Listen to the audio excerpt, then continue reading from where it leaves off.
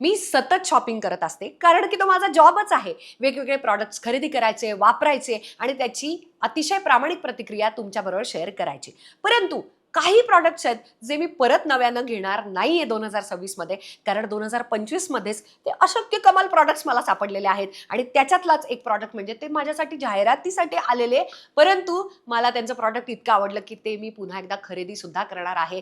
Love planet and ब्युटीचा live in conditioner आणि gel सुद्धा.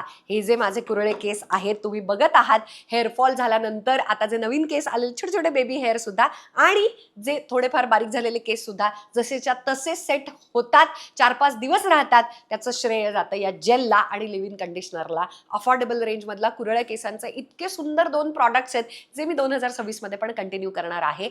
असे वेगवेगळे 15 प्रॉडक्ट्स आहेत की जे मी पुन्हा एकदा विकत घेणार नाहीये, तेच कंटिन्यू करणार आहे किंवा तेच सेम पुन्हा पुन्हा विकत घेणार आहे 26 मध्ये. ते कोणते याचा मी एक मोठा व्हिडिओ केलेला आहे जो माझ्या यूट्यूब चॅनलवरती आहे. तो जर तुम्ही बघितला नसेल तर स्टोरीमध्ये डोक्यावरती त्याच्या व्हिडिओची लिंक आहे, याच्यानंतर तो व्हिडिओ नक्की बघा. ओके.